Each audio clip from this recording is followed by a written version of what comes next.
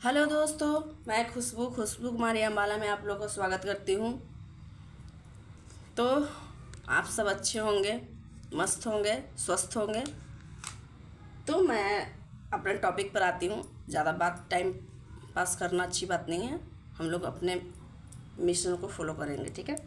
तो हम आप लोग को समझा रही थी, मैं पढ़ा रही थी परसेंटेज में आप लोग को शिक्षा संबंधी बता रही थी, जिसमें 2 पॉइंट मैंने बताया था, एक पास फेल पे आधारित और एक अलग अलग विषयों पर आधारित, ठीक है।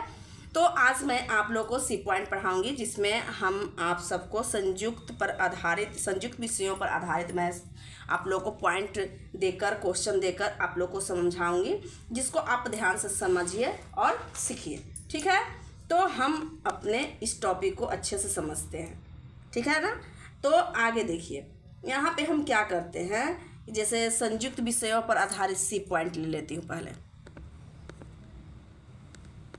क्या है, संयुक्त विषयों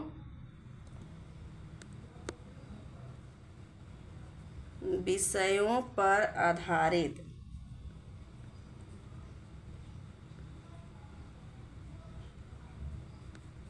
ठीक है।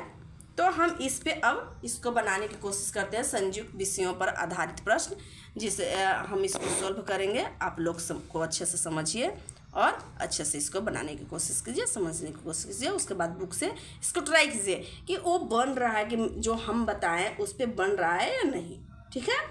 तो देखिए, मैं यहाँ पे कुछ क्वेश्चन लिखती हूँ, जहाँ पे कुछ विषयों ना दिया हुआ हो, तो इस पर तो मैं खैर बता चुकी हूँ कुछ पॉइंट, तो मैं आप लोगों को ठीक है। तो यहाँ पे हम आप लोगों को एक क्वेश्चन लिखती हूँ और इस पे आप लोगों को समझाने की कोशिश करती हूँ, ठीक है।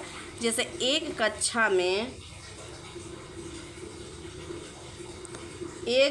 में 60 छात्र हैं, 30% छात्र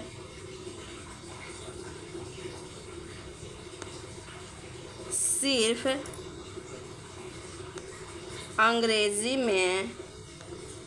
अंग्रेजी बोलते हैं, ठीक है। क्या बोलते हैं, ठीक है। तो यहाँ क्या है कि 60% में सिर्फ 60 छात्र है, जिसमें 30% सिर्फ क्या करते हैं, अंग्रेजी में बोलते हैं। अब क्या है, अब 20% छात्र हिंदी और अंग्रेजी बोलते हैं, यानी दोनों बोलते हैं। 20% छात्र ऐसे हैं जो हिंदी और अंग्रेजी दोनों बोलते हैं। आगे देखिए, शेष छात्र सिर्फ हिंदी बोलते हैं, जो बच गया वो क्या बोलते हैं, हिंदी बोलते हैं, ठीक है। आगे हिंदी बोलने वाले छात्रों की संख्या ज्ञात करें। तो कह रहा है कि हिंदी बोलने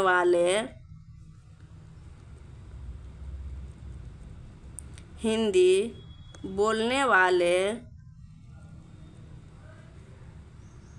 छात्रों की संख्या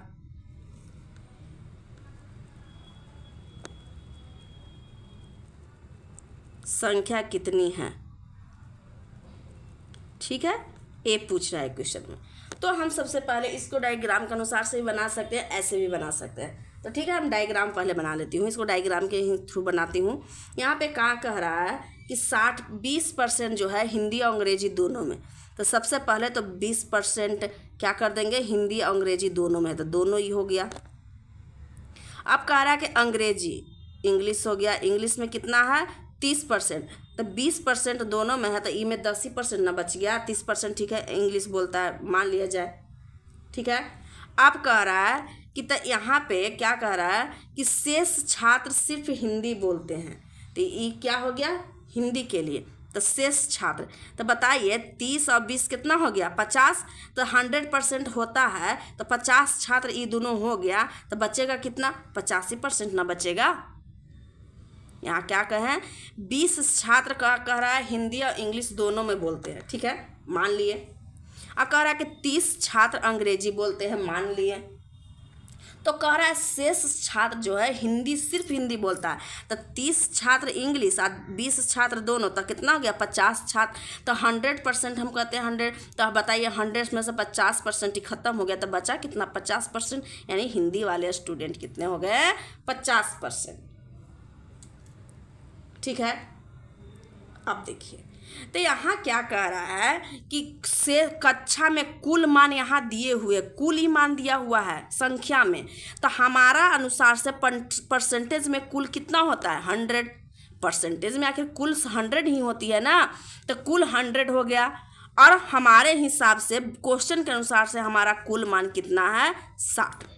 तो हम 1% का मान निकाल सकते हैं, इतना बटा 100 कर सकते हैं ना। तो बराबर इसे ई कट गया, यानी 3/5 आ जाएगा। एगो का इतना आया, 1% का मान इतना आया। तो कह रहा है कि हिंदी बोलने वाले छात्रों की संख्या, यानी हिंदी बोलने वाले, तो हिंदी बोलने वाले कितने हैं, 50% ही हुए हैं।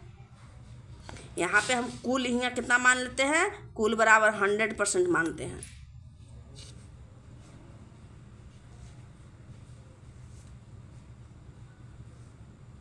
ठीक है। तो यहाँ क्या कह रहा है कि यहाँ पे हिंदी बोलने वाले के कह रहा है ना, तो ई में देखिए 20% जो है, तो इसमें 20% में तो हिंदी भी आ रहा है, अंग्रेजी भी आ रहा है। अब 50% सिर्फ हिंदी है। तो ई बताइए 20% वा ई या 50% वा ई, तो कितना हो जाएगा, 70% वा हो जाएगा। तो हिंदी बोलने वालों के लिए हिंदी वाला कितना है, 20% ही हो गया, दोनों है आखिर बोले वाला। तो कुछ तो हिंदी भी तो ही बोल रहा है ना, जैसे 20 गो स्टूडेंट है, तो 20 स्टूडेंट में वो हिंदी भी बोलता है, अंग्रेजी भी बोलता है, तो हिंदी इसमें भी तो आया ना। तो 20% ही, और सिर्फ हिंदी बोलने वाला भी 50% ही हो गया। तो कितना हो गया, 70% आ गया। तो कितना कह रहा है, तो 1% का मान इतना है, 1% का मान, तो 70% का मान कितना हो जाएगा। तो 70% बराबर कितना हो जाएगा, 70% का 3/5, 70 का 3/5 कर देते हैं डायरेक्ट, 70 का 3/5, ठीक है। तो यहाँ से ई काट देंगे, तो कितना आ जाएगा। तो यहाँ ऐसे लिख देती हूँ, यहाँ पे छोड़िए। 1% बराबर कितना मान मेरा आया, 3/5। तो 70% बराबर कितना आ जाएगा, तो 3/5 और गुने 70। तो इससे ई कट जाएगा, कितना मरतबे, 14, 14 28, 14 23, 14 56, 14 25, 70, 14 मरतबे, 14 तिया 42। यानी यहाँ पे कह रहा है कि हिंदी बोलने वाले छात्रों की संख्या कितना हो गया, 42, ठीक है। तो कह रहा है कि हिंदी बोलने वाले, इसमें हिंदी बोलने वाला भी है और अंग्रेजी वाला भी तो इसमें शामिल हो गया ना। हिंदी बोलने वाले में तो 42 आ गया, बट इसमें अंग्रेजी ई 20%, वो वाला तो मनवा इसमें आ गया ना, 20% वाला आया ना। तो ये दोनों मिलाकर ई आया। अब देखिए, केवल हिंदी बोलने वाला सिर्फ पूछा था तो मेरा आंसर यही आ जाता।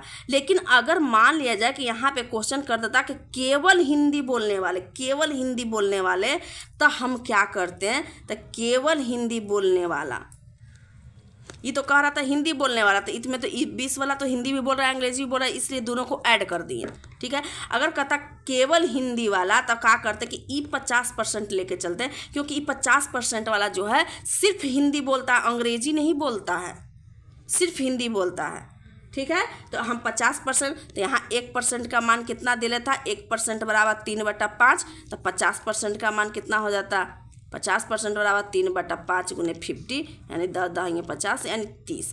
यानी 30 विद्यार्थी जो ऐसा है जो सिर्फ हिंदी बोलता है, सिर्फ हिंदी, इंग्लिश उसको नाम निशान नहीं आती है,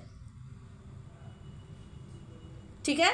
तो हम इस तरह से बनाते हैं। कभी कभी चाय कॉफ़ी कहेगा कि 50% व्यक्ति चाय पीते हैं, 70% कॉफ़ी पीते हैं, तो बताओ कितने % दोनों पीते हैं। इस तरह से रहेगा, तो दोनों को जोड़ के घटा देंगे, ठीक है। तो अब देखिए आगे हम बताते हैं, ठीक है। तो संयुक्त में मैं सभी को बता देती हूँ। जैसे मान लिया जाए कि इसी में एक और पॉइंट, जैसे ई ऐसा क्वेश्चन रहा तो इस तरह से बना देंगे, ठीक है। अब देखिए, इसमें हम एक क्वेश्चन ऐसा रहता है, ये भी VVI क्वेश्चन है, जो कि कभी कभी पूछती है, जिसमें हज़ारों स्टूडेंट फंस जाते हैं। जैसे इस क्वेश्चन को हम बताती हूँ कि जैसे एक कपड़ा, जैसे क्वेश्चन मैं लिख देती हूँ उसके बाद मैं समझाऊंगी। जैसे एक कपड़े का पर्यवेक्षक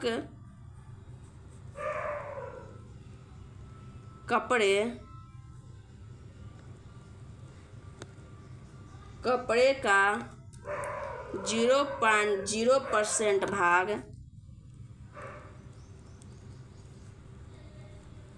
त्रुटिपूर्ण होने के कारण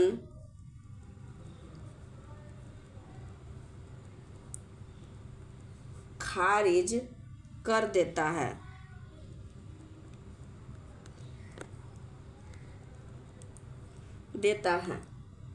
तो 18 खारिज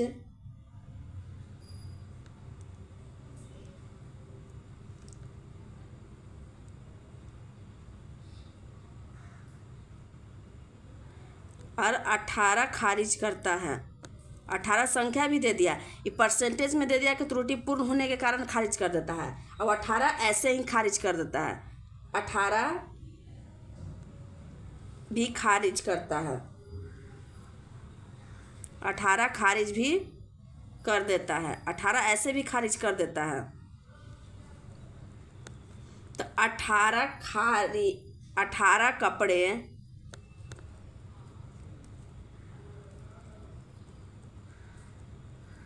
खारिज करने के लिए, खारिज का मतलब होता है रिजेक्ट करना, खारिज करने के लिए कितने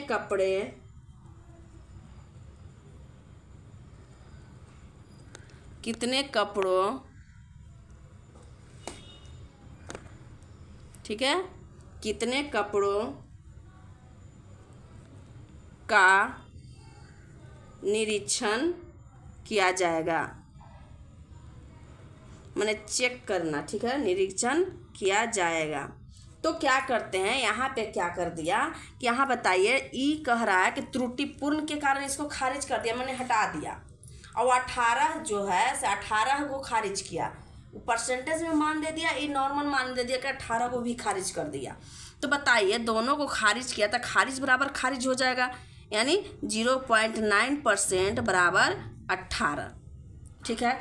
तब कह रहा है कि 18 कपड़े खारिज करने के लिए कितने कपड़ों का निरीक्षण किया, 18 को रिजेक्ट करने के लिए वह कितना कपड़ा का वो मैंने चेक किया कि वो 18 को हटाया, ये पूछ रहा है। तो 100% के मान कर देते हैं, क्या कि कुल जितना कपड़ा रहेगा उसको हम कुल ही मानेंगे ना, तो 100% बराबर हो जाएगा। तो 18/0.09 और गुना 100 बराबर हो जाएगा 18/9 गुना 100 और 2.12 अंक के बाद है तो गुने 100, ठीक, 9 दूना 18, यानी 2 पर 4 0 का दाएं सैकड़ा 1000 10,000, यानी 20,000 जो है कपड़ा चेक किया, उसके बाद वो 18 गो यानी 0.09% वो जो है रिजेक्ट किया, ठीक है। तो हम इस तरह से क्वेश्चन को सॉल्व करें, ठीक है। तो यहाँ पे रिजेक्टेड की तरह से यहाँ पे क्वेश्चन आ गए। अब देखिए कि कुछ क्वेश्चन किस तरह से होते हैं उसको भी बनाएंगे, ठीक है। तो आगे देखिए कुछ क्वेश्चन और देती हूँ मैं, उसको भी बनाने की कोशिश करेंगे। तो पेज पलट लेती हूँ, ठीक है। तो यहाँ पे आ गया पेज, इसको 2 भागों में बांट देती हूँ ताकि बनाने में आसानी हो, पेज बड़ा हो जाती है जिसको सॉल्व करने में आसानी होगी, ठीक है। तो देखिए यहाँ पे एक क्वेश्चन आओ, ये भी वेरी इंपॉर्टेंट है। तो इसको जैसे यहाँ क्वेश्चन दे दिया कि मृत्यु दर दिया हुआ रहे, जन्म दर रहे, तो जैसे वर्तमान जन्म दर उसी सब पर रिलेटिव है, बस थोड़ा सा डिफरेंट है कंफ्यूजिंग के लिए, ठीक है, लेकिन सब उसी पे रिलेटिव क्वेश्चन है, कोई टेंशन लेने की बात नहीं है, ठीक है। प्रति 1032 है,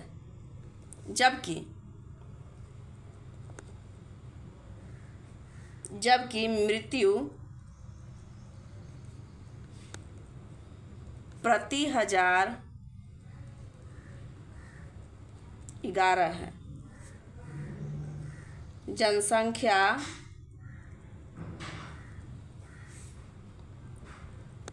वृद्धि के संदर्भ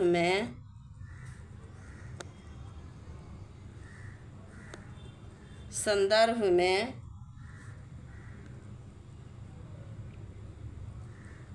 निव्वल वृद्धि दर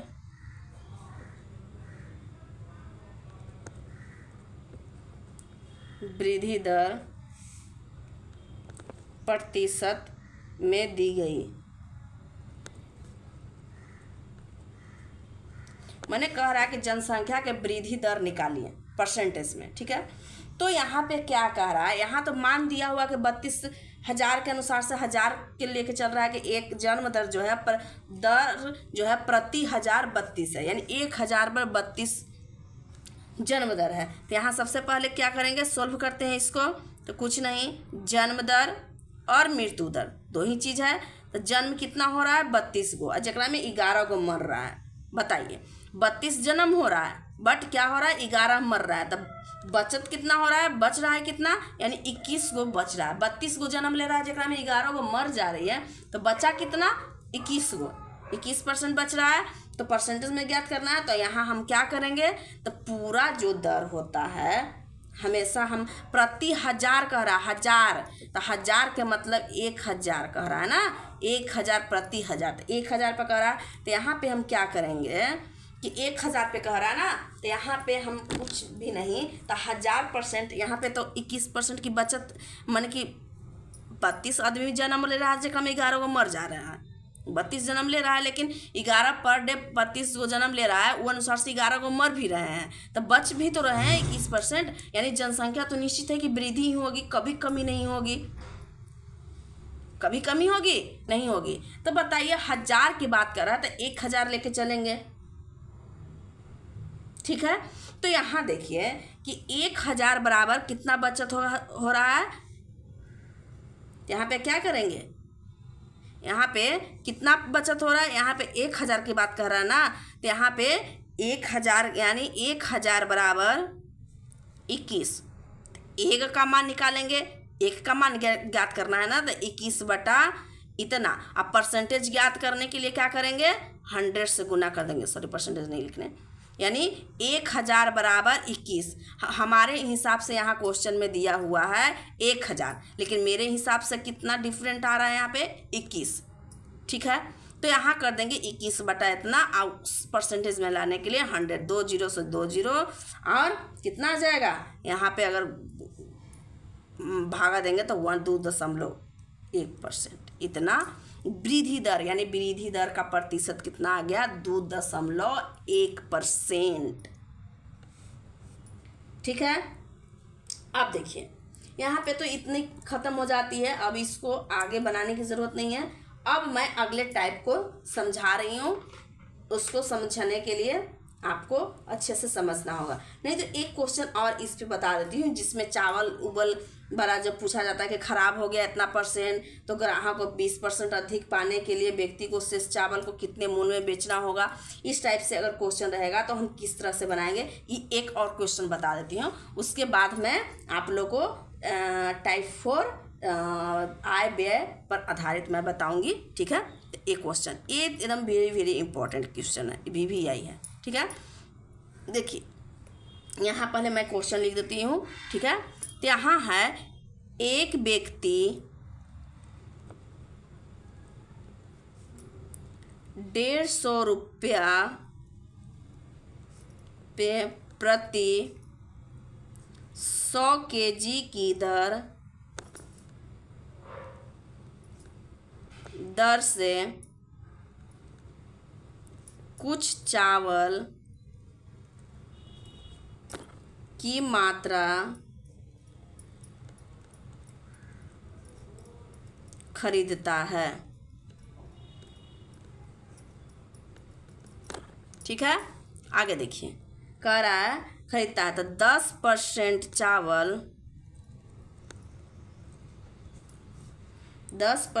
चावल खराब हो जाता है,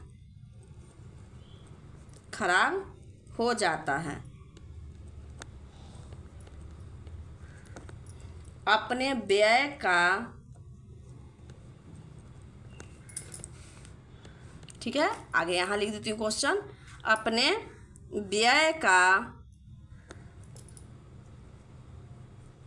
20%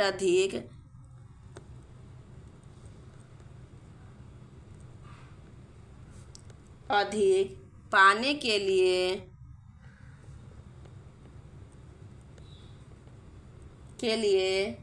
व्यक्ति को शेष चावल किस मूल्य पर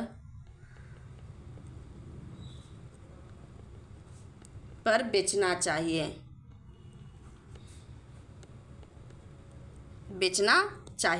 तो यहाँ कह रहा है कि एक व्यक्ति जो है 150 रुपये प्रति केजी मैंने चावल खरीदता है। 1 केजी का दाम कितना है? 150 रुपया।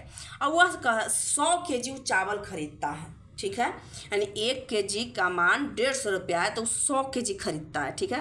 तो कह रहा है कि कुछ चावल की मात्रा खरीदता है। अब वो कह रहा है कि 10% चावल जो है बेचारा कहीं गोदाम उदाम में रख दिया होगा, तो 10% चावल जो है वो खराब हो जाती है, ठीक है। क्या होता है? 10% चावल खराब हो जाते हैं, कहीं रख दिया होगा, चूहा लग गया होगा या पानी उस पर गिर गई होगी जिसके कारण वो खराब हो गई होगी, ठीक है। तो यहाँ क्या कर रहा है? 10% चावल खराब होता है। तो कह रहा है कि जितना वो अपने व्यय माने कि जितना में व्यय का 20% अधिक पाने के लिए, जितना वो बेच रहा है खराब हो गया, आखिर 10% चावल तो कुछ केजी तो खराब हुई, मान लीजिए कि 100 केजी में वो 10 केजी खराब हो गया, तो 10 केजी तो 10 केजी के वो घाटा सहेगा ना 10 केजी के। तो कह रहा है कि जितना में वो अगर बेचता है तो 20% लाभ कमाने के लिए जितना चावल यानी 90 केजी चावल को किस मूल्य पर बेचेगा। कहने का मतलब है कि किस मूल्य पर बेचेगा 90 केजी चावल, ठीक है। तो वही पूछ रहा है कि किस मूल्य पर, यानी मूल्य पूछ रहा है, उसका भाव पूछा कि कैसे केजी वो बेचेगा। 150 रुपया तो खरीदा था तो वही भाव पर बेचेगा तो उसको घाटा हो जाएगी, क्योंकि 10 केजी उसका चावल खराब हो गया। यहाँ तो लेकिन यहाँ 10 केजी में न लिखकर यहाँ परसेंटेज में लिखा हुआ, ठीक है। तो हम क्या करेंगे यहाँ पे, यहाँ देखिए सॉल्व करते हैं इसको, ठीक है। तो यहाँ है 150 रुपया, 150 रुपया में कितना खरीदा है? 100 केजी चावल खरीदा। 150 रुपये प्रति केजी चावल,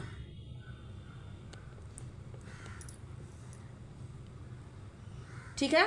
तो यहाँ पे क्या कह रहा है? 150 रुपये प्रति केजी के अनुसार से चावल खरीद रहा है। तो बताइए यहाँ 10% खराब, अधिक कह रहा है कितना? 20%, यानी 100% रहेगा, तो 100% रहेगा तो 20% अधिक, तो यानी 120% हो जाएगा। क्या है कि यहाँ कह रहा है ना कि 120 अधिक पाने के लिए, तो 120 होगा। कुल परसेंटेज हम कितना मानते हैं हमेशा? कितना मानते हैं हमेशा? मानते हैं ना 100। तो अधिक कह रहा है पाने के, तो ये 100% अधिक के लिए, अधिक पाने के लिए यानी 120% हो गया, ठीक है।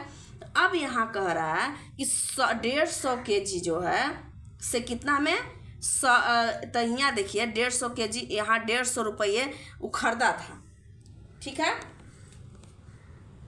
तो यहाँ पे देखिए 1 मिनट कुछ गलत, तो यहाँ पे मैं अधिक पाने के लिए तो 100% हमेशा मानती हूँ, तो अधिक पाने के लिए कितना हो जाएगा? 120।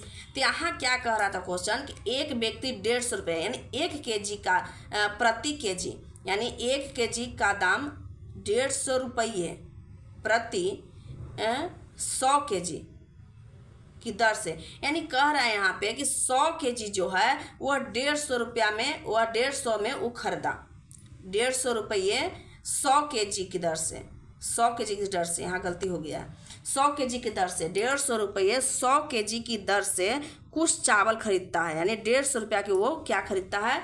100 केजी चावल खरीदता है, ठीक है। यहाँ पे दिया हुआ है। अब कह रहा है कि 10% खराब चावल, तो हम 100% मांगते हैं, तो अच्छा चावल कितना हो जाएगा? अच्छा चावल बराबर हो जाएगा कितना? 100 - 10% बराबर 90%। अच्छा चावल तो 90% हो गया ना। इसी अच्छा चावल का हमको मूल्य निकालना है।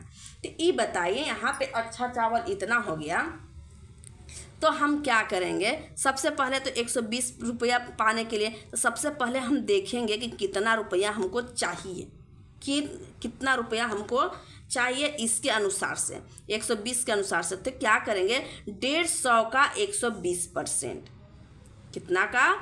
150 का 120%, इसका निकाल देंगे 150 का 120%। जिसका मूल्य व्यक्ति को पाने के लिए उसका व्यय माने कितना में वो बेचा था, इसके अनुसार से इसको निकाल देते हैं। 10 से 10 बराबर 180 रुपया चाहिए। यानी उसको प्रॉफिट लाने के लिए 150 रुपया में 100 kg, तो कम से कम तो 180 रुपया चाहिए ना।